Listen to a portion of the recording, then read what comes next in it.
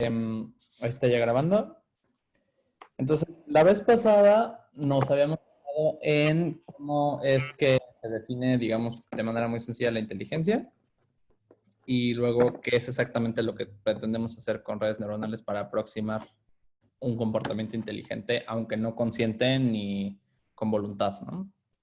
Entonces, algo que me faltó aclarar la clase pasada es que podamos tener un estado interno no significa que ese estado interno pueda observarse a sí mismo, que es la definición occidental de conciencia, y no significa que este estado interno pueda actuar a voluntad sobre el estado externo.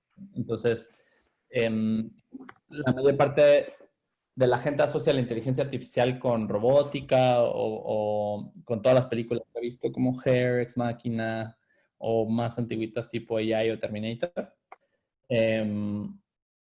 Y les raya mucho porque todas esas AIs pues son conscientes y tienen voluntad, ¿no?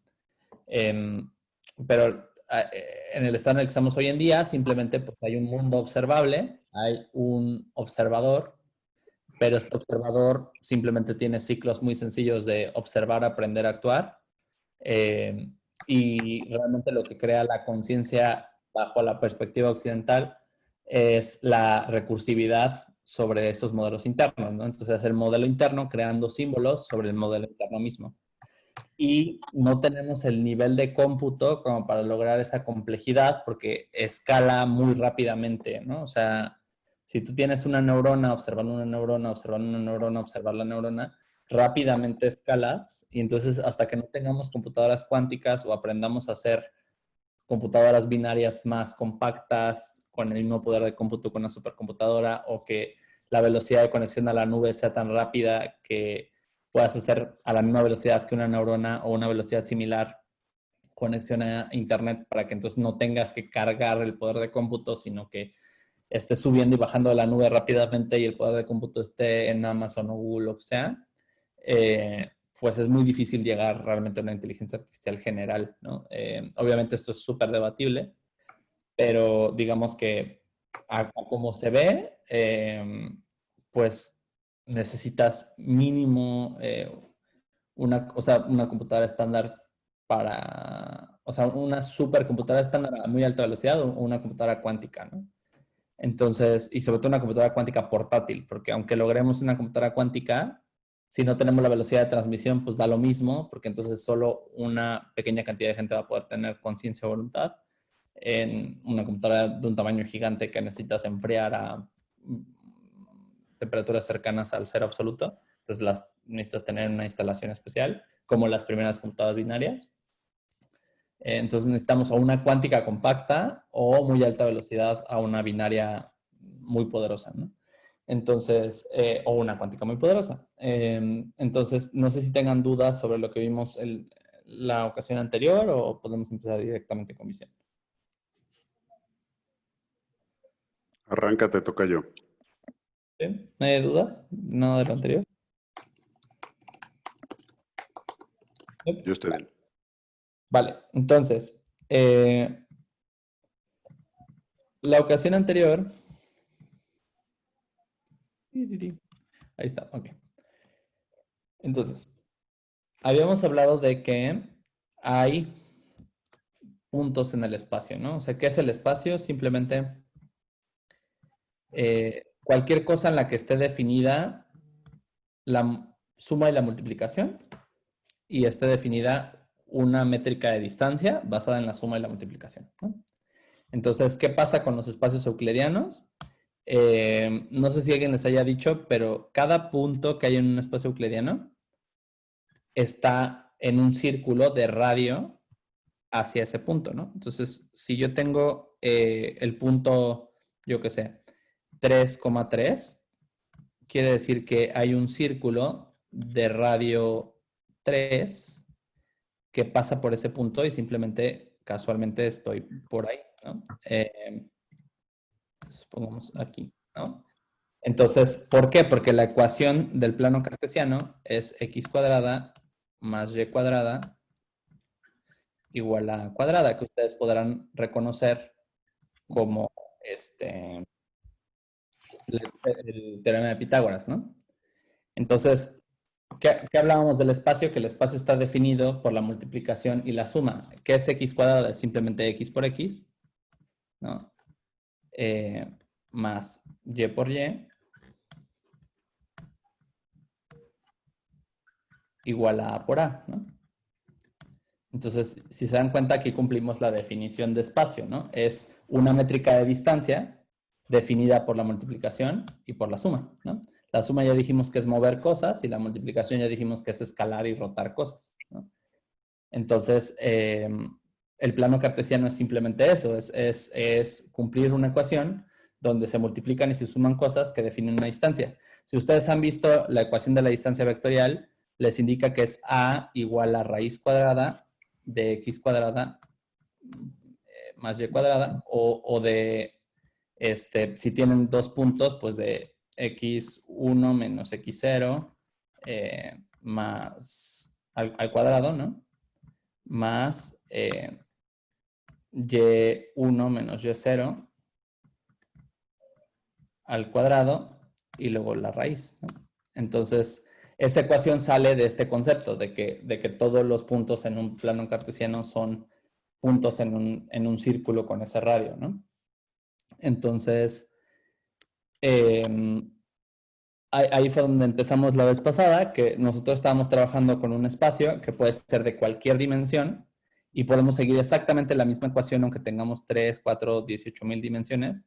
Simplemente pues vamos agregando más cuadrados a nuestra raíz, ¿no? Y tenemos una definición de distancia euclidiana. Actualmente hay redes neuronales en espacios no euclidianos, pero lo típico es representarlo en espacios euclidianos. Los espacios euclidianos son aquellos donde todas las líneas paralelas se conservan paralelas a pesar de cualquier transformación y nunca se tocan, ¿no? Solo hay transformaciones afines. Se llaman afines porque nuevamente paralelas se conservan paralelas, nunca se tocan, entonces solo puedes rotar, puedes escalar o puedes transformar, que es básicamente suma y multiplicación, ¿no? Entonces, como que es un poco hasta redundante y tautológico, porque está muy limitado lo que puede hacer en álgebra lineal, ¿no? Entonces, toda la inteligencia artificial moderna está basada en álgebra lineal y es consistente con el álgebra lineal, ¿no? Si quieren hacer algo más avanzado que lo que hace Facebook, Google, o sea, recomendación número 1, sálganse del espacio euclidiano. O sea, ¿dónde puedes innovar? No hagas algo euclidiano. Entonces, simplemente nosotros trazamos un montón de puntos y luego empezamos con una línea súper random y vamos, ay, Dios bendito, vamos mediante métodos numéricos, que es simplemente pues, calcular la función de costo, ¿no? O sea, qué tanto se aleja cada punto original del punto proyectado en la línea y calculamos, como ya habíamos dicho, el gradiente o la derivada de la función de costo, se la restamos a nuestro cálculo original y la línea pues va cambiando y se va inclinando, va mejorando hasta que logra proyectar, digamos, la distancia óptima o la mínima distancia entre la línea y los puntos originales, ¿no? De todos los puntos. Entonces, digamos, eso es como el concepto básico de una red neuronal. Es un aproximador universal porque no importa lo que le des, mientras le agregues más capas, va a llegar un punto en el que compongas tantas capas que logres representar la complejidad o una complejidad similar a la de la función original que no conoces, ¿no? ¿Cuáles pueden ser los problemas ahí? Que tu función realmente no tenga ninguna correlación, o sea, que tú le estés dando cosas, una variable independiente y una variable independiente, que de verdad no tengan nada que ver. Entonces, por más que entrenes y entrenes y entrenes y entrenes, pues no llegas a ningún lado. Y otro problema, que se te acabe el poder de cómputo. Pero los dos más comunes son lo que le llamamos la explosión y el desvanecimiento de gradientes. ¿Por qué? Si tú estás pasando gradientes, o sea, tienes una red neuronal, ¿no? Y supongamos que esta es la capa 1 y esta es la capa, yo qué sé, 80.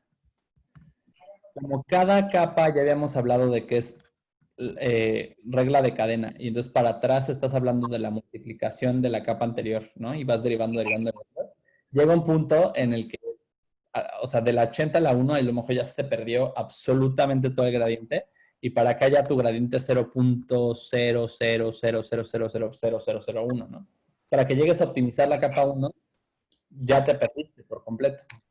Estoy hablando de 80 capas tradicionales, ¿no? 80 capas completamente conectadas.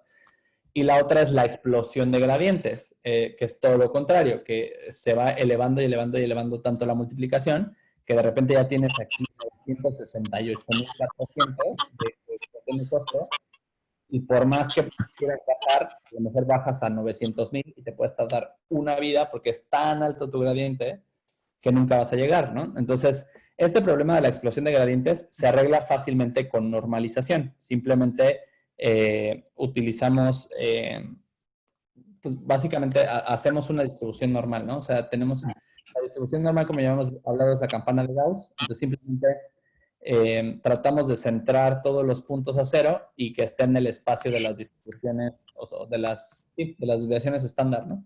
De tal manera que tu centro sea cero y lo más lejos que puedas llegar del cero es 3 o menos 3, ¿no?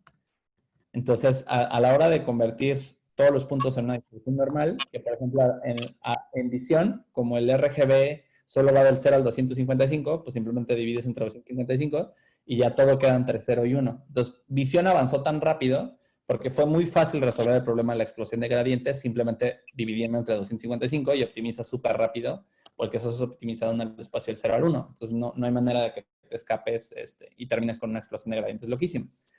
Y otra manera por qué se resuelve tan rápido es que en el desvanecimiento de gradientes, simplemente todo lo que fuera negativo lo hacías cero y entonces solo te quedabas con los píxeles válidos, ¿no? Entonces, visión avanzó más rápido que el lenguaje y que todas las demás industrias, justo por eso, porque el espacio vectorial en el que trabaja es muy sencillo, puedes fácilmente eliminar la explosión de gradientes, puedes fácilmente arreglar el desvanecimiento de gradientes. Entonces, en lo que el lenguaje estaba tratando de investigar cómo demonios lo hacía, visión ya había avanzado, o sea, 3, 4 años, ¿no? Entonces, pues simplemente, esa es como la base de por qué visión llegó como a ser lo que es. Entonces, ¿cómo se hace visión? El problema inició en que es muy difícil tener una imagen y decir, bueno, pues vamos a determinar si algo es una carita feliz o una carita triste, ¿no? Entonces tengo mi foto de carita feliz, tengo mi foto de carita triste. Ahora, aviéntate un algoritmo en el que puedes medir justamente esa distribución de píxeles, ¿no? Entonces todo el mundo lo intentó. La primera manera en que lo intentaron fue con algo llamado filtros de Kalman. Entonces, los filtros de Kalman son simplemente matrices pequeñitas, generalmente de 9 espacios o de 3 por 3. Entonces dijeron, pues bien fácil, ¿no? O sea, tengo 3 por 3. Entonces, si quiero una línea vertical del lado izquierdo, pues hago 1, 1, 1, 0, 0, 0 y lo multiplico, ¿no? Entonces, si lo que sale es positivo, pues entonces quiere decir que hay una línea vertical, ¿no? Quiero una línea diagonal, pues hago 1, 1, 1, lo demás 0, ¿no? Quiero una línea diagonal al otro lado, pues hago 1, 1, 1, lo demás 0. Una línea horizontal, pues hago 1, 1, 1, lo demás 0 y así. Entonces agarraban un set de filtros preestudiados, lo multiplicaban por la imagen en cuadritos de 3 por 3 y obviamente si o sea, conforme saliera positivo se lo quedaban y lo que no lo dejaban en negro. Y con eso les iban a ser muy buenos detectores de esquinas, ¿no? Pero ahora aviéntate saber si el patrón de esquinas es una carita feliz o no. Y aviéntate que hay cosas que pues, son círculos o son hexágonos, como un panel de abeja, eh, y que hay composiciones de los filtros. Entonces empezaron a ver composiciones de filtros de Kalman y funcionó muy bien en muchos problemas. Lograron incluso hacer versiones muy primitivas de los vehículos autónomos con filtros de Kalman, pero llegó un punto en el que simplemente ya no tenían sentido. Entonces, a una serie de científicos en Canadá, principalmente a Geoffrey Hinton, nos ocurrió, a lo mejor era una mejor idea que la computadora aprendiera sus propios filtros de Kalman, ¿no? Dijeron, ¿para qué nosotros vamos a adivinar los filtros si podemos más bien hacer que la computadora aprenda los filtros? Y al principio fue como una idea súper loca y todo el mundo dijo, no, ¿cómo crees que no va a funcionar? y resulta ser que funcionó, ¿no? Y entonces en 2012 presentaron un paper. ¿Alguien Oye, está amigo, que pongan en mute porque, ajá, se está escuchando mucho ruido. teléfono? Ahí está. Entonces, eventualmente en 2012 presentaron un paper a un concurso que se llama ImageNet que organiza Stanford, donde te daban 14 millones de imágenes de 1000 clases distintas para que tú las clasificaras y probaras tus algoritmos de clasificación. Y ahí fue donde empezó toda la revolución del deep learning, ¿no? Porque antes hacía con algo llamado Super Vector Machines, donde pues tú hacías tus filtros de Kalman, multiplicabas tus filtros de Kalman y luego los pasabas por un algoritmo muy parecido a la regresión lineal, pero con una función de costo más avanzada que se llama la Hinge Loss. Y pues esta Super Vector Machine te decía la probabilidad de que algo fuera carita feliz o carita triste, lo que tú quisieras, ¿no? Con un grado de complejidad, pues digamos, no muy alto. Lograron hacer, por ejemplo, sistemas de detecciones de números de cheques, OCRs muy sencillos. Y digamos que en los 90 pues era muy cool cuando tenías pues nada, pero ya para 2010, que ya había súper avanzado el internet y ya había millones de imágenes disponibles en internet, ya había una necesidad de realmente estudiar imágenes a gran escala, sobre todo detección facial, ¿no? Entonces, el deep learning, la gran innovación que tuvo es, uno, que ya había millones de datos en internet, entonces era muy fácil crear un dataset muy grande de caras y etiquetarlas. Dos, que hubo esta idea de dejar que la computadora aprendiera sus propios filtros de Kalman. Y tres, un algoritmo que básicamente rescataron de un paper de los 80s que se llama backpropagation, que es este tema de la regla de cadena, ¿no? Entonces, ¿cómo se ve el deep learning moderno? Pues básicamente tú tienes una imagen, ¿no? Cuando tomas una imagen con cualquier cámara, se toma generalmente en formato RGB, rojo, verde y azul, ¿no? Porque hace muchísimos años descubrieron, sobre todo Maxwell, que había, o sea, que la electricidad y el magnetismo era lo mismo y que aparte la luz era un fenómeno electromagnético, ¿no? Y que se comportaba tanto como onda como como partícula y que por ende había también interferencia, las ondas se podían sumar, y entonces se dieron cuenta que si tú sumabas ondas rojas, verdes y azules, te daba el blanco, ¿no? Y que el blanco era pues básicamente la suma de todos los colores visibles y que el color no existía, sino que simplemente era una interpretación psicológica de una frecuencia de luz, siendo la luz una onda, cuando antes se creía que era un corpúsculo o partícula, según Newton, ¿no? Entonces, digamos, la visión newtoniana era, ah, sí, pues la luz es una partícula, ¿no? Para nada pensar que era electromagnética. En cuanto se volvió electromagnética, se volvió onda, y en cuanto se volvió onda, dijeron, ah, pues como el sonido, y en cuanto se volvió como el sonido, dijeron, ah, pues se suma, y en cuanto se sumó, pues dijeron, ah, pues el blanco es la suma de todo, ¿no? Entonces tuvo que pasar muchísimo, muchísimo trabajo científico y muchísimo pensamiento y comparación de símbolos para que se dieran cuenta que podían hacer una imagen RGB.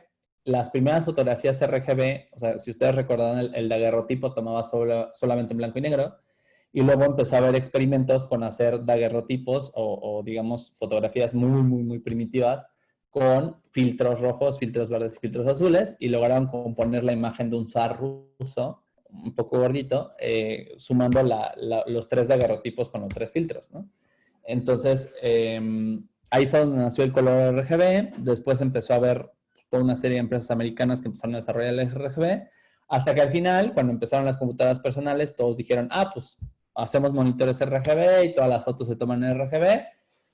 En ese entonces las computadoras eran de 8 bits. Entonces, si recuerdan la teoría de números binarios que vimos bueno, la clase pasada, si algo es de 8 bits, quiere decir que el número máximo que puede componer es 2 a la 8 menos 1.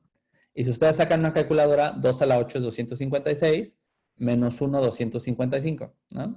Entonces, quiere decir que para el rojo solo podemos codificar números del 0 al 255, para el verde lo mismo, para el azul lo mismo, y al final, pues lo que tenemos es 3 pares de colores del 0 al 255. Después se dieron cuenta que era más fácil codificarlo en base 16, porque al final, pues 256 es 16 al cuadrado, ¿no? Entonces, si yo tengo dos dígitos de base 16, pues 16 por 16, 256, entonces, pues fácilmente yo puedo hacer FF 0000 y ustedes lo reconocerán si han hecho diseño web, porque el color hexadecimal simplemente se basa en el color de 8 bits, pero en código decimal, hexadecimal, aprovechando que el 256 es 16 al cuadrado, ¿no? Entonces, pues finalmente, ¿cómo aprovechamos eso en inteligencia artificial? Pues quiere decir que cada vez que tomo una foto hay una matriz verde, una matriz roja y una matriz azul, y que entonces cada píxel pues es un punto en ese espacio, digamos, ¿no? Y luego pues simplemente tengo todos los píxeles de alto y todos los píxeles de ancho, ¿no? Entonces, si yo tomo cualquier fotografía, pues a lo mejor si es de 100%, entonces tengo 100 de ancho por 100 de alto por 3 colores, entonces tengo pues básicamente un cubo, ¿no? Y entonces cada cosa que yo fotografíe pues es un punto, ¿no? En ese cubo. Entonces, aprovechamos eso para entonces meterlo en una red neuronal. Y al principio se intentó hacerla con redes muy sencillas. Dijeron, pues bien fácil, ¿no? Tomamos la foto, que a lo mejor es de 100%. Entonces, si es de 100%, pues entonces simplemente cada 100 píxeles recortamos. Entonces aquí tengo 100 y aquí agrego los 100 al ladito y los 100 al ladito y hago una megatira, un megavector de 100%, ¿no? Y aparte no lo hago a color, simplemente tomo el promedio para sacar cuánto sería más o menos en blanco y negro. Y entonces hago una megatira en blanco y negro, lo paso por una red neuronal tradicional y a ver si jala, ¿no? Y curiosamente sí jala, o sea, muchos patrones sencillos como nuevamente letras y números, sobre todo a la hora de hacer reconocimiento óptico de caracteres, funcionó muy bien. El reconocimiento óptico de caracteres avanzó bastante. El reconocimiento de caras incluso se hizo mejor que la Support Vector Machines, pero seguíamos limitados a que era en blanco y negro y a que una red neuronal de ese tamaño pesaba muchísimo y los dispositivos de la época pues no eran tan avanzados como los que tenemos en 2020, ¿no? Entonces, la idea esta de los filtros de Kalman se prestó muy bonita porque entonces yo podía tener mi imagen de 100% de la carita feliz y entonces simplemente tener unas microredes neuronales, que eran estos famosos filtros, y multiplicar cuadrito por cuadrito, ¿no? Y luego tomar todos esos cuadritos por cuadritos, ponerlos todos con todos, y entonces ya no tenía que aprender sobre toda la imagen, sino simplemente sobre la multiplicación de los cuadritos. Y si yo iba a cada capa componiendo cuadritos con cuadritos, quiere decir que un cuadrito de la siguiente capa comprimiría 2 o 3 cuadritos de la capa anterior.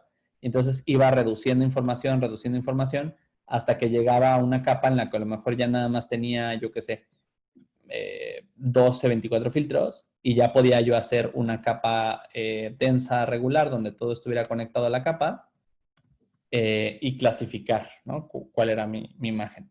Y eso en la AlexNet funcionó increíble, que es la primera red neuronal. Esto se llama una red convolucional porque el filtro de Kalman lo que hace es una operación que en procesamiento digital de señales tradicional se llama convolución. Entonces se llamó red neuronal convolucional, que fue simplemente tomar los filtros de Kalman y en lugar de definirlos como de, pues sí, puros unos, o pues sí, puros unos acostados o diagonales, dejar que la computadora los optimizase mediante backpropagation o mediante, digamos, derivación por gradiente, métodos numéricos. Luego inventaron otro tipo de capa que se llama max pooling, que lo que hace básicamente es decir, ok, si yo tengo que algo aquí es 255 y algo aquí es 18 y algo aquí es 3 y algo aquí es 0, ¿para qué quiero el 18 y el 3? O sea, no me aporta información. Realmente lo que me va a aportar información es ese color que está muy definido, que es el 255. Entonces yo me puedo quedar solamente con el 255 en ese filtro de Kalman y me ahorro muchísima información porque al final me está aportando que hay alguien aquí que es un gran aportador de color, ¿no?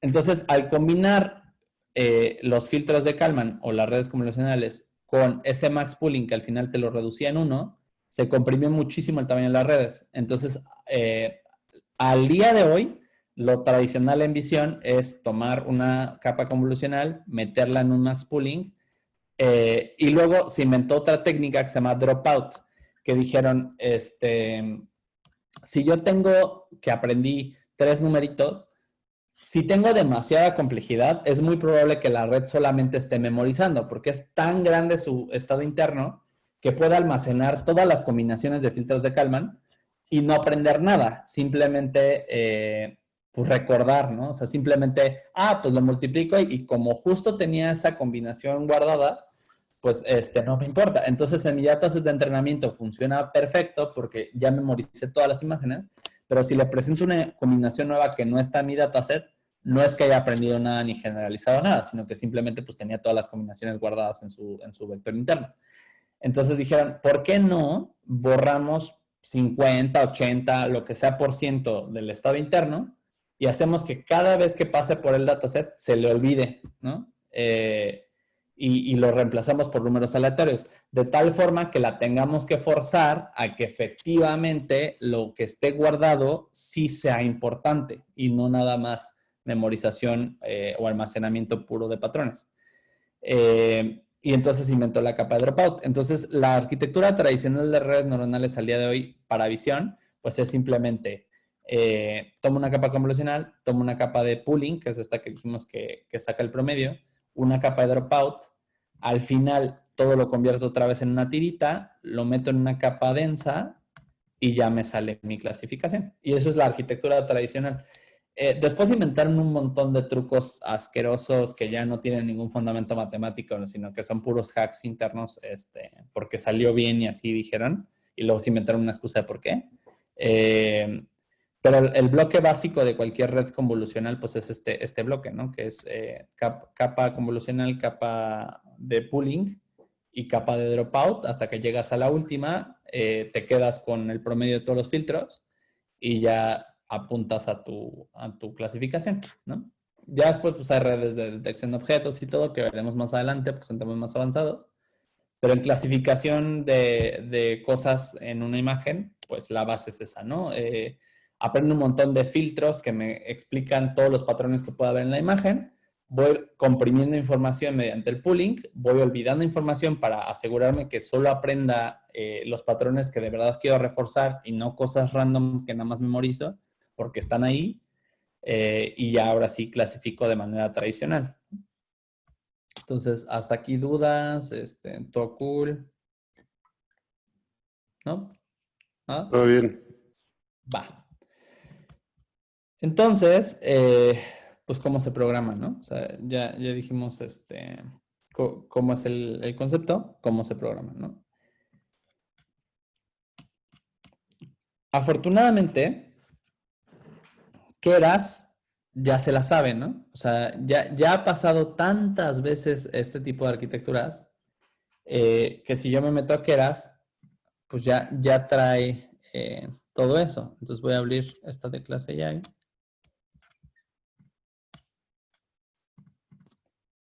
Ahí ven mi pantalla. Sí. Entonces, si recuerdan, la vez pasada vimos que creabas tu modelo, que le agregabas capas, ¿no? Que estas son capas completamente conectadas o capas densas, compilabas y ya entrenabas, ¿no?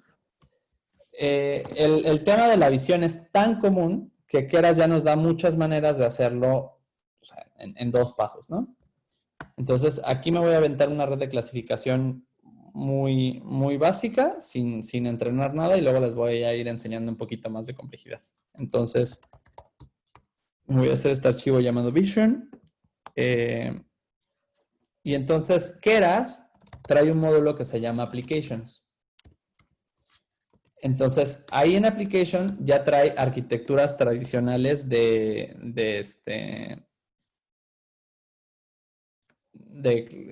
visión, ¿no? Entonces, ¿qué arquitecturas tradicionales existen de visión? La más popular se llama Inception, la creó Google, y es bonita porque es medianita, ¿no? O sea, ni es tan pesada que tenga yo que correr un GPU, ¿no? Que ya habíamos hablado que son estos chips especiales de cómputo de matrices y vectores que generalmente los provee o Nvidia o Intel, pero más comúnmente Nvidia, en donde tengo, o sea, son carísimos, ¿no? Amazon se los rento a $1 por hora. Entonces, una arquitectura básica que necesite GPU te cuesta por lo menos $768 al mes. Entonces, digamos, si tú entrenas una red más precisa, como una ResNet 50, por ejemplo, que tiene muchísimas capas, es súper precisa, te puede adivinar lo que sea, pero requiere un GPU.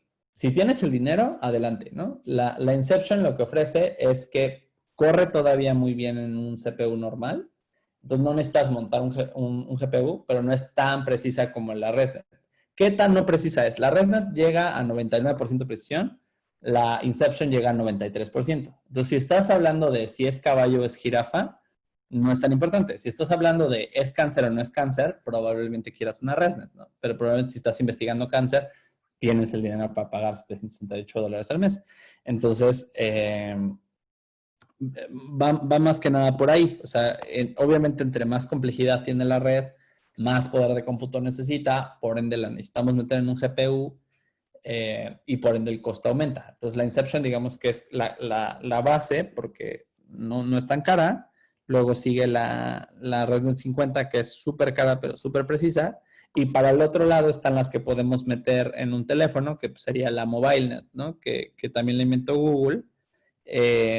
Y que la única diferencia en realidad pues, es que tiene menos capas, comprime un poquito más la información, pero obviamente es mucho menos precisa que la Inception. Llega a tener 70% de precisión por ahí. Que nuevamente, si no te importa mucho la precisión, 70% es mejor que adivinar, 70% es bastante decente en la mayor parte de los problemas.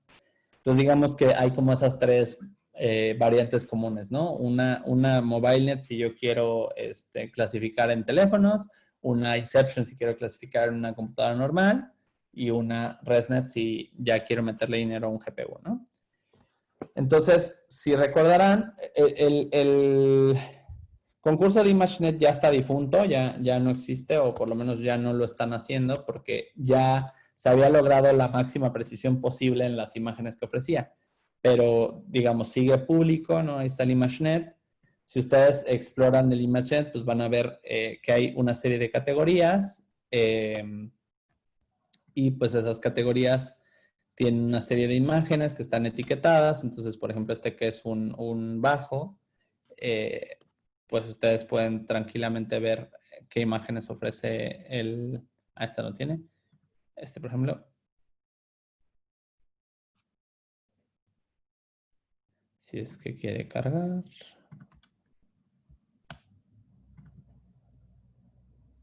No le da la gana, pero bueno, en teoría deberían ahí ver las imágenes de qué es lo que hay disponible en ImageNet. ¿Por qué menciono ImageNet? Porque o sea, es tan tradicional que la mayor parte de las librerías ya lo traen precargado, ¿no? Entonces, si yo hago from keras.application import Inception v3, ya trae esa red neuronal precargada, ¿no? No solo la trae precargada, sino que puedo precargarla ya entrenada con ImageNet y clasificar cosas que ImageNet ya sabe hacer. Entonces, si yo hago un model Inception v3, me va a preguntar, hay un parámetro que es include top. ¿Será que no tengo keras y por eso no me deja? Vamos a ver.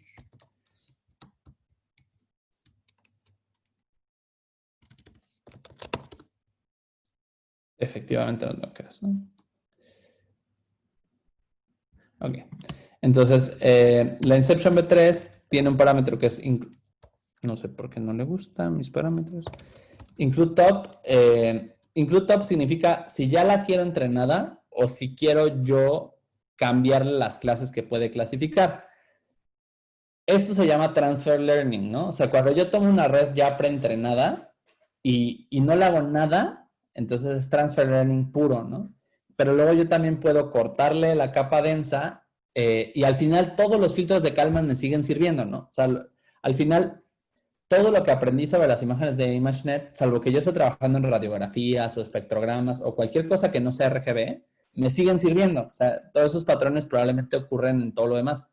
Entonces, salvo que sea un campo muy específico, si yo empiezo con ImageNet preentrenada, le corto la capa densa y le vuelvo a pegar una capa densa, ya tengo muchísima información y no me aviento semanas y semanas entrenando o no tengo que agarrar millones de imágenes para entrenar. O sea, en este caso no la voy a modificar, simplemente le voy a dar include top true. Obviamente, si quiero cortar la capa densa, pues le doy include top false.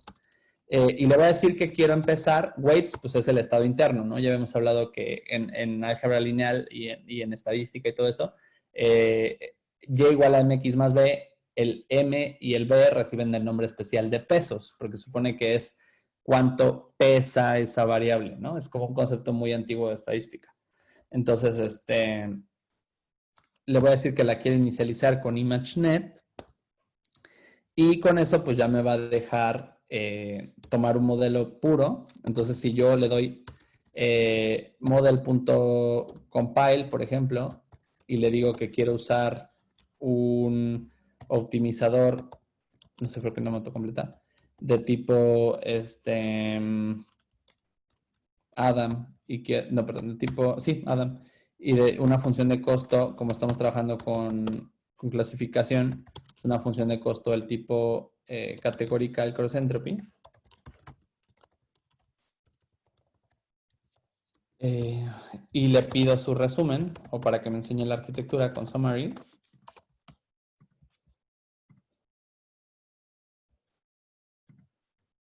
Es que creo que no tengo un compilador, a ver. Preferences, interpreter, Python, UK. Dice que no tengo Keras, lo acabo de instalar. Alguien.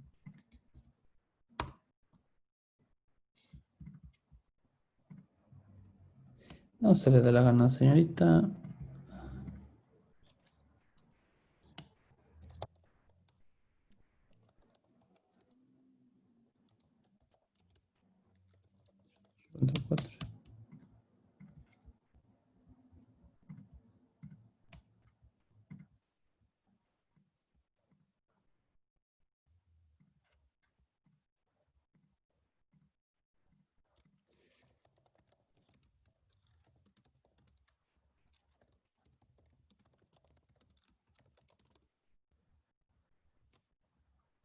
Ya lo tiene.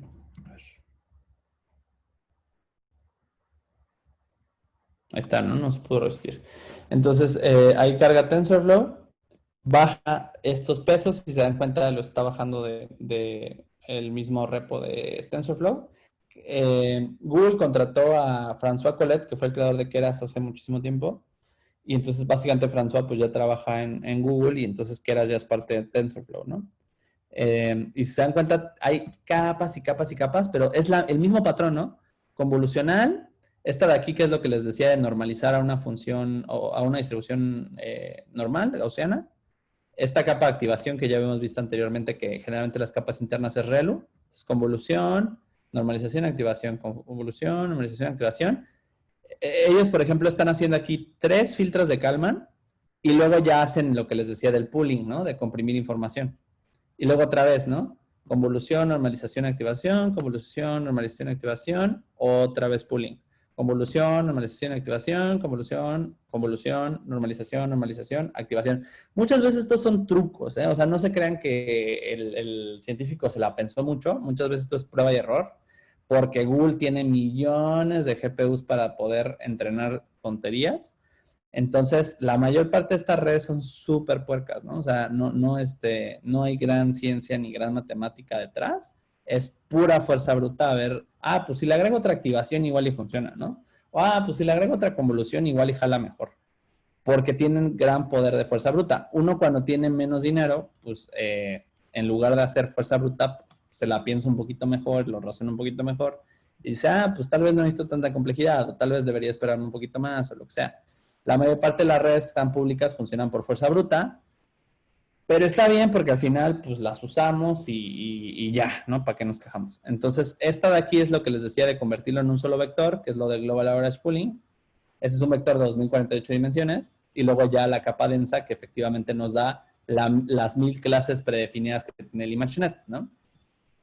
Entonces, aquí ya tengo un modelo listo para clasificar. Entonces, tranquilamente me puedo ir a Google. Aquí puedo ver qué clases trae el ImageNet, ¿no? Entonces, la de Explore. Y, por ejemplo, trae seguramente perritos. Entonces, yo le doy a Animal. Aquí hay Pet, no trae nada. Qué triste, ¿a poco no trae perritos? No puede ser. Parece ser que no. Lloraré. Pero supongamos que sí trae, esperemos que se traiga. Entonces me agarro un perrito, lo descargo,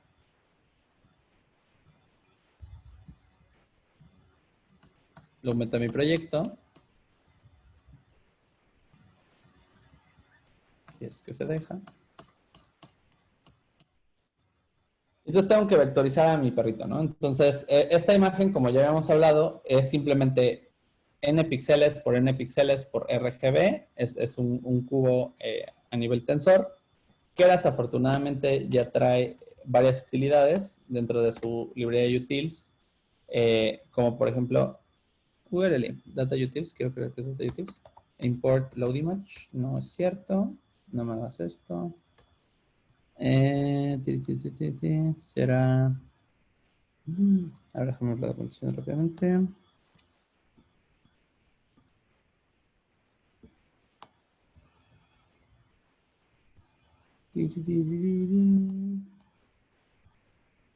Ya me la movieron. Ah, la trae en processing, vale. Hay otra, o sea, Keras trae un montón de paquetes. Uno de ellos es preprocessing. Trae para texto y para imágenes. Entonces, adentro de esta trae load image.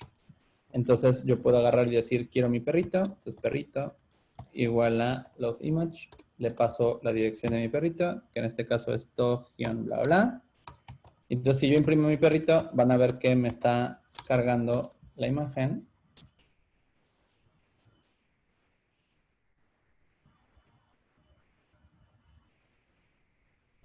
Como una imagen de PIL, ¿no? Que es este paquete de, de Python para procesamiento de imágenes. Entonces, obviamente trae, o sea, dices, bueno, ya la cargó con mi imagen RGB de 510 por 340 por RGB. Ahora, ¿cómo la convierto en matemáticas, ¿no? En un tensor, en ese tensor que hablábamos del cubito. También preprocessing trae una herramienta para hacer eso. Entonces, nuevamente, si me meto a Image, trae una que dice Image to Array.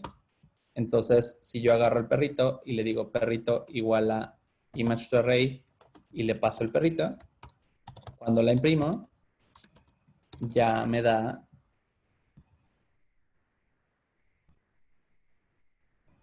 crucen los deditos, ese bellísimo cubito RGB. Entonces aquí pueden ver cómo hay cada píxel RGB, ¿no?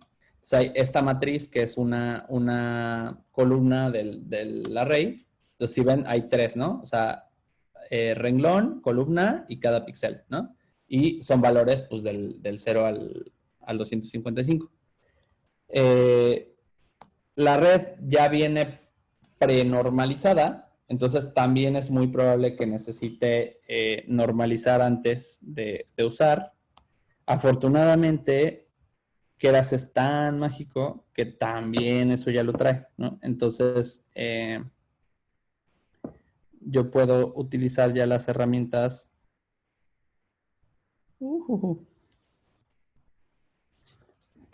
para...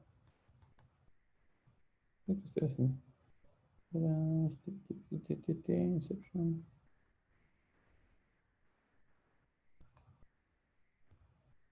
Para hacer eso,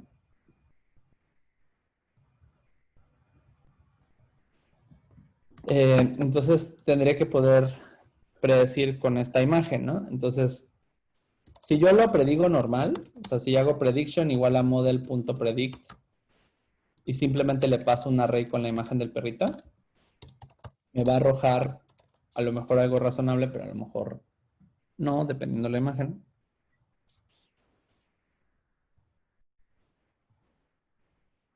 Ahí está, ¿no? Me dice esperaba que me dieras tantas dimensiones, pero me diste tantas, no te entiendo. Porque le pasé un array. Acuérdense que a esto no le gustan los arrays normales de Python. Necesitas pasarle un array de NumPy. Entonces importo NumPy y hago NumPy.array y le meto ahí el array del perrito.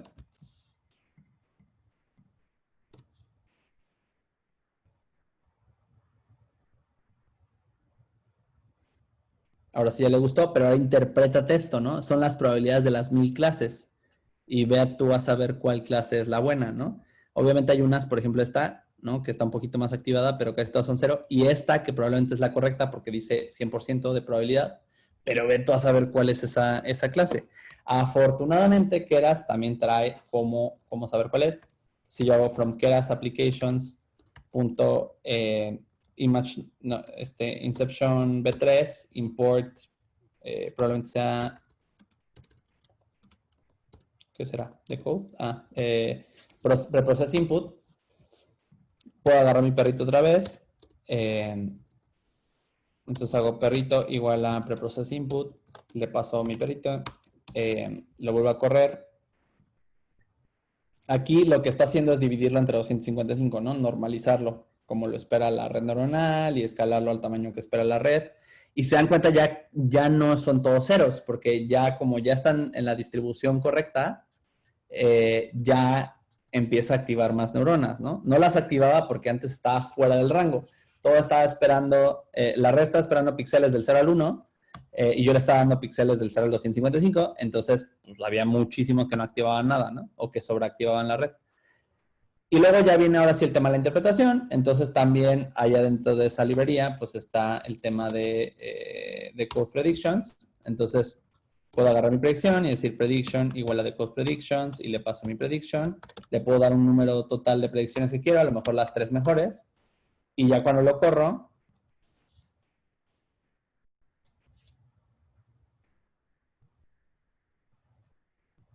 pues Tada me dice que esto es un Blenheim Spaniel, o probablemente un Japanese Spaniel, o probablemente una mariposa, con muy baja probabilidad, ¿no? O sea, 0.9%, mientras que me dice que el Blenheim Spaniel es 19%. Podría probar yo otro tipo de perrito, entonces a lo mejor yo agarro un Bulldog, ¿no? Eso es un toro. Esto es un Bulldog. Entonces yo lo agarro y me bajo la imagen, nuevamente tomo mi imagen, la arrastro a mi carpeta, no me deja, lo voy a intentar, porque no rendimos tan fácil. Y ahí está mi perrita. Vuelvo a cambiar el nombre. Y lo vuelvo a correr.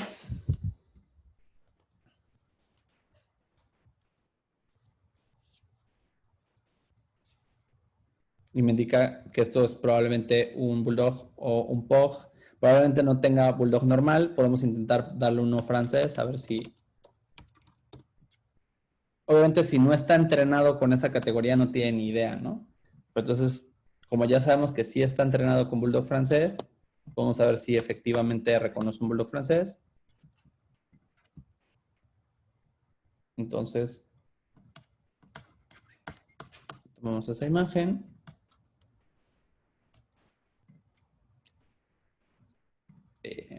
Le metemos pues, un Bulldog francés.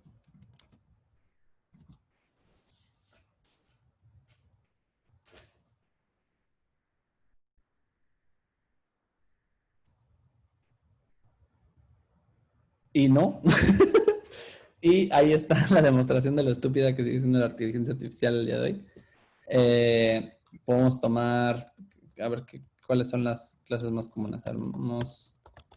Most common ImageNet clases.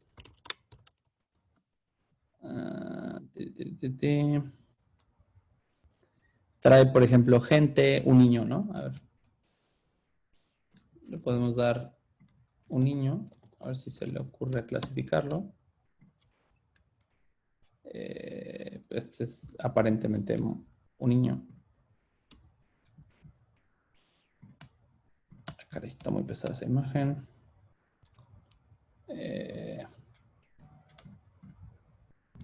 Luego también las redes son súper racistas, eso no se los había dicho.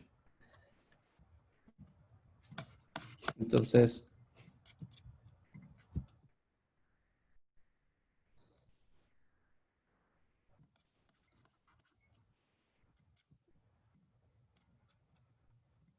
aquí agarro otro.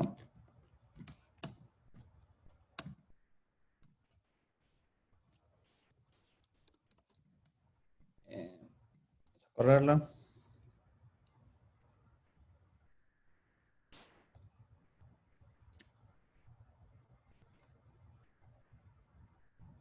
Y no, cree que es un silbato, ¿no?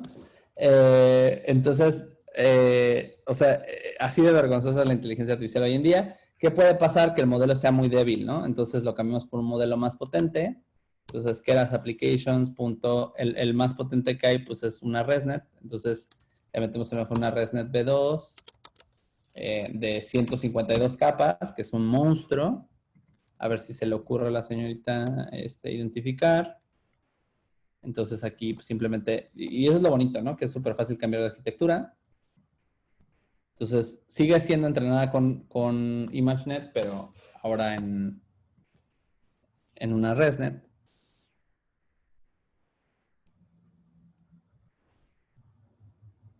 Baja los nuevos pesos de la ResNet 52.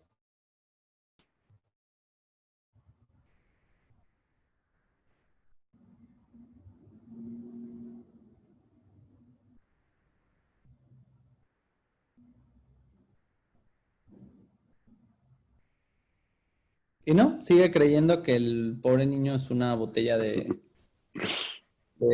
No te preocupes, tocayo. Se entiende perfecto. Sí, entonces, así de ridículo es el asunto, ¿no? O sea, cuando dicen, no, sí es que, hemos avanzado muchísimo, no, o sea, es súper pobre y súper triste el estado de la inteligencia artificial hoy en día.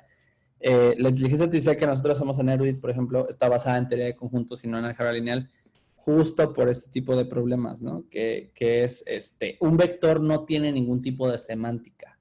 O sea, incluso los métodos de vectorización que hay, o sea, por ejemplo, este perro, porque probablemente hay millones de ejemplos del perrito Spaniel, ¿no? Y por alguna razón es súper claro para la red que esto es un Spaniel. Se dan cuenta, esta red incluso nos lo predice con 85% de precisión, ¿no? Y hay más clases, por ejemplo, una casa, ¿no? O sea, ve tú a saber si una casa le gusta o no le gusta. Vamos a darle nuevamente una casa.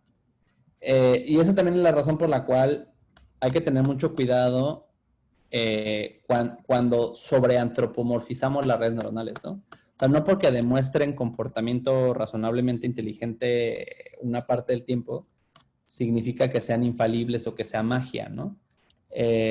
Y sobre todo, pues, o sea, hay que ser muy responsables a la hora de entrenar, porque muchas veces el simple hecho de que no aparezca un ejemplo de ese tipo en nuestro dataset es suficiente para que no entienda la red que eso existe o que eso es un niño, porque no es como que abstraiga realmente que es un niño, simplemente es una aproximación probabilística a los píxeles, no tiene contenido semántico, ¿no? Entonces aquí creo yo que esto es un patio que medio makes sense, o sea, sí hay efectivamente aquí un patio, que hay una window screen que medio makes sense porque aquí hay una ventana y que esto es una casa móvil, le pareció esto medio un tráiler, ¿no? A lo mejor si yo aumento el número de clases que me puede dar, le atina en un poquito más de categorías, ¿no?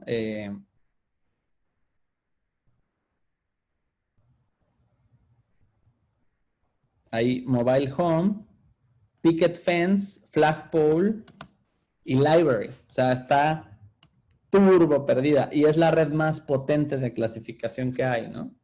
Entonces, no es para desanimarnos, sino más bien para entender que pues hay que tener mucho cuidado en qué tanto confiamos en el AI, ¿no? Eh, Obviamente, si yo entreno específicamente en esa categoría de perritos, pues los va a adivinar, ¿no? O sea, estamos hablando de que esto es una red que tiene 1000 clases. Si yo entreno específicamente para ese problema, es muy probable que un modelo tan potente como este lo adivine, porque yo específicamente lo entrené para eso, ¿no? Entonces hay que tener mucho cuidado. Miren, o sea, nuevamente, ¿no? Ahora el pobre perrito sigue diciendo, por alguna razón le encantan los lens caps y las pill bottles, ¿no? Entonces, hay que tener cuidado a la hora de usar cosas prefabricadas, por ejemplo, Watson o por ejemplo, Google Cloud, ¿no? Porque al estar preentrenadas en este tipo de datasets, pues no tienen ni idea de nuestro problema en cuestión, ¿no? Entonces sí hay que invertir tiempo en entrenar nuestras propias redes neuronales. La siguiente clase, con todo gusto les enseño cómo se entrena ya en un problema específico de visión, pero digamos, lo que queríamos lograr en esta ocasión era entender cómo funcionaban las convoluciones, cómo funcionaba el pooling, qué es el ImageNet, cómo se ve una red ya preentrenada con Transfer Learning, cómo cargar una imagen, la importancia de normalizar, y vemos que preentrenadas las cosas, pues están turbo perdidas, ¿no? Entonces, siempre es bien importante optimizar para nuestro problema en cuestión. Solamente si de verdad ya después de mucha prueba y error nos dimos cuenta que Watson es súper bueno para clasificar el perrito que quiero clasificar, usar ese tipo de librerías. Pero lo que me da miedo es que se estaban usando para cáncer y un chingo de cosas. Y la gente se toma el Kool-Aid, ¿no? O sea, es como de, ay, sí, sí, inteligencia artificial, ay, sí, sí, veme, dámelo. Y este tipo de cosas pasan, ¿no? Entonces, sí es bien importante invertir el tiempo y los recursos en entrenar modelos propios, ¿no? Sobre todo optimizados al problema en cuestión, porque no es un silver bullet, o sea, no está tan cool que tenga, digamos, un nivel de inteligencia de un niño ni siquiera de 3 años, ¿no? Sino que simplemente está aproximando lo mejor que puede la distribución de probabilidad de los píxeles que tengo presentes en la imagen. Entonces, lo que te decía de la bolsa, ¿no, Richard Stein? O sea, son 3 capas de símbolos, ¿no? Entonces, si no puede hacer algo tan concreto como una casa, imagínate 3 recursiones, ¿no? Entonces, eso. Hasta aquí dudas, preguntas. Si no, en la siguiente sesión le damos a entrenar una red sobre un problema en cuestión, ¿no? Ok. ¿Todos cool? Sí, Tocayo, te quería preguntar, dos cosas. Uno, este es el como state of the art. Esto es lo máximo que hay preconstruido para categorización de imagen. 52 capas la versión 2, ¿no? O sea, flipa. Y es probable que en alguna imagen le atine perfecto, ¿no? Y que son las imágenes que suben a los papers. O sea, a lo mejor, yo que sé, una mujer. Ahora vamos a probar así de puro churro. Una mujer claramente, Sí, seguro, ojalá. Ajá, o sea. ¿no? Que te digo, no es que el modelo no pueda, es que está clasificando 1000 clases. O sea, que se supone que es porque son, o sea, la mayor parte de las conversaciones de un ser humano ocupan alrededor de 1000 palabras. Entonces dijeron, pues sí, pues metemos las 1000 cosas más comunes y ya está, ¿no? O sea, vamos a poder hacer pues, una red que clasifique las cosas comunes en la vida de un ser humano. Y toma que no, ¿no? Entonces, y eso que le estoy dando 6 opciones.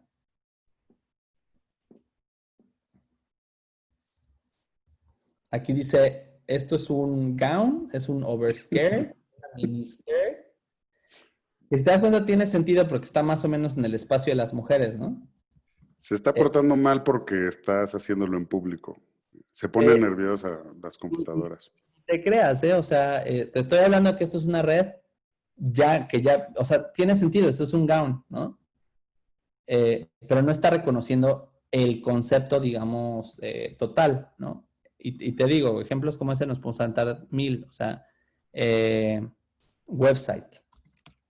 O sea, a ver. Aquí hay un website, incluso, a ver, este se ve muy website, ¿no? Bueno, pero está en PNG, una que no está en PNG. A ver si computadora, tablet, móvil, algo por el estilo latina.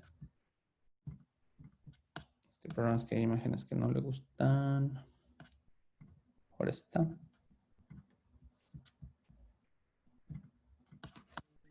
Entonces agarramos aquí. Uy. Agarramos aquí una bellísima imagen.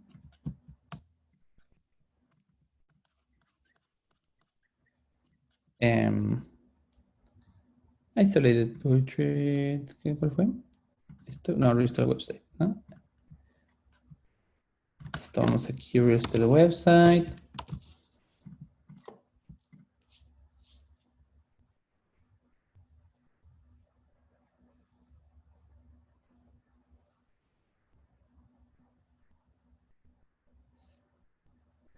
Website, ¿no? O sea, bien. Hay cositas en las que se comporta chido. O sea, 91% website, 0.2%, 0.3% monitor, computadora, ¿no? Computadora en mano, pantalla. O sea, hay cosas en las que sí, porque a lo mejor había muchísimos ejemplos, porque a lo mejor la imagen que le di es muy parecida a las imágenes con las que se entrenó, ¿no? Entonces, digamos, si yo hago, o sea, como que el mensaje de esta clase es, si yo uso algo preentrenado, es súper peligroso si no lo pruebo primero en que mi problema en cuestión sí funciona, ¿no? O sea, si a lo mejor mi problema es website contra no website, pues a lo mejor aquí ya chingué, ¿no? Porque sí, efectivamente es muy bueno reconociendo websites. Si no, pues puedo meterme en un problema totototota, ¿no?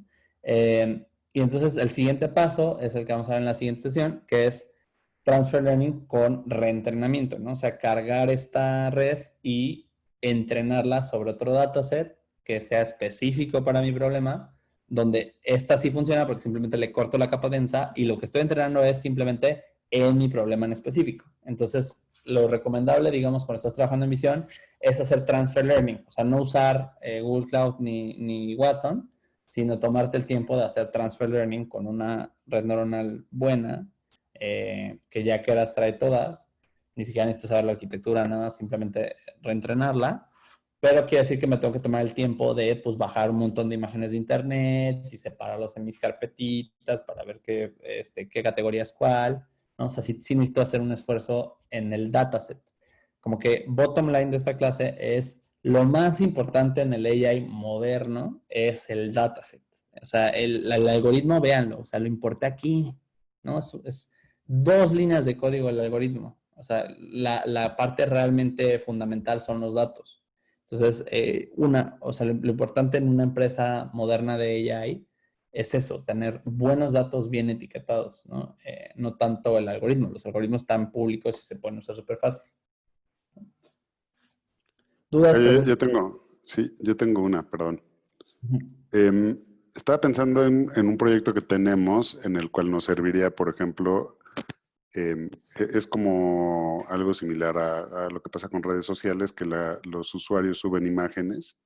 Entonces, no sé si haya alguna librería de estas que conozcas, o más bien alguna, em, no sé ni cuál es la palabra correcta, pero un banco de imágenes con la que está entrenado, que sea de cosas indebidas como violencia, porno, etcétera, para que por lo menos pase un primer filtro y le avise a la gente que está trabajando en un proyecto, a mi gente, que aquí hay una imagen que puede ser peligrosa. Y ¿Sabes algo si eso que existe? entra en el mundo es fotos de narcos y porno, ¿no? O sea, es lo más común en Internet.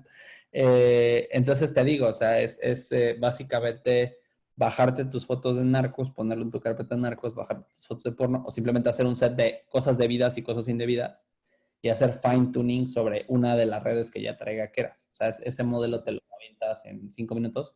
Simplemente bájate unas 100 imágenes de internet de gente matando gente o cosas muy feas, otras 100 de gente desnuda en situaciones que a uno se le antojan en cuarentena, eh, y luego un montón de cosas que no tengan nada que ver, ¿no? O sea, perritos, gatitos, casas, arbolitos, lo que sea que no sea violencia.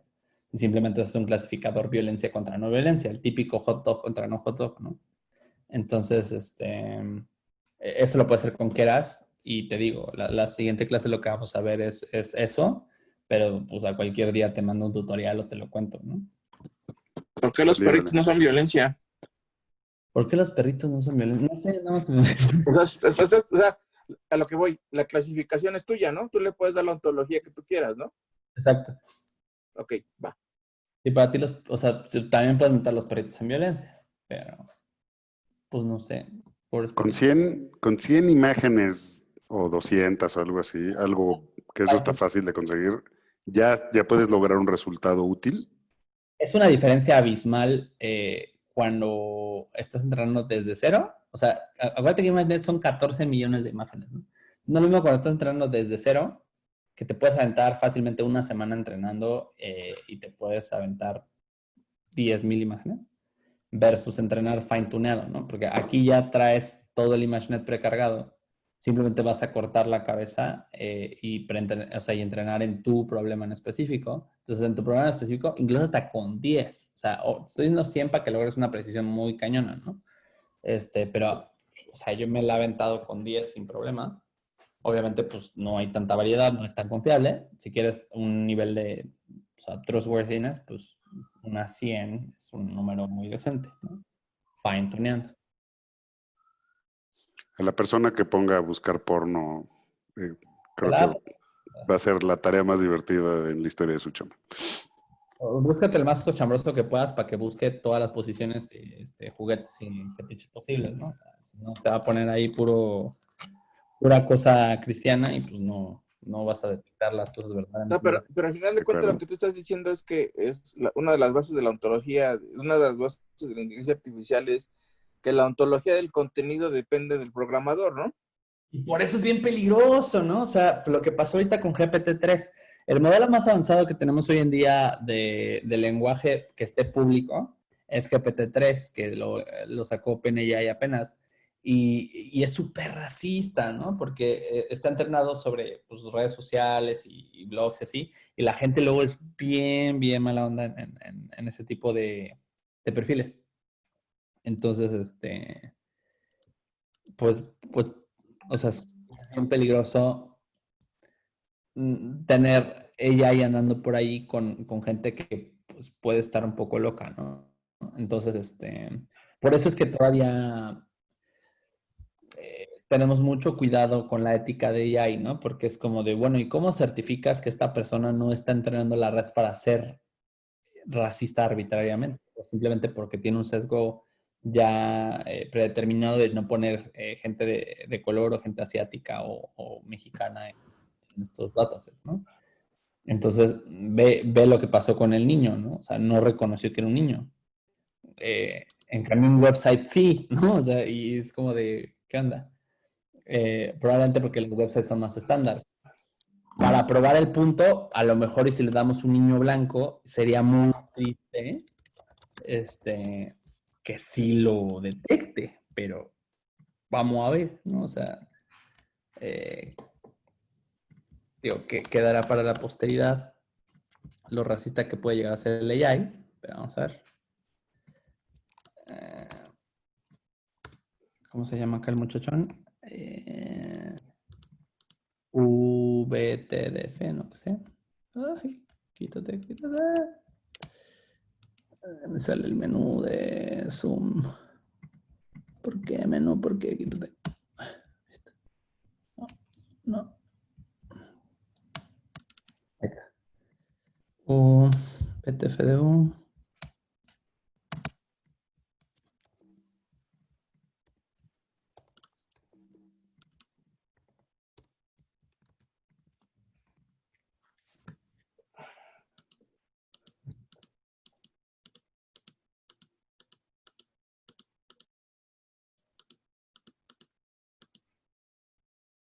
Payama Sud Soccer Ball, mucho más cercano al espacio de las personas que con el otro niño, ¿no? El otro niño nos decía que era quién sabe qué cosa.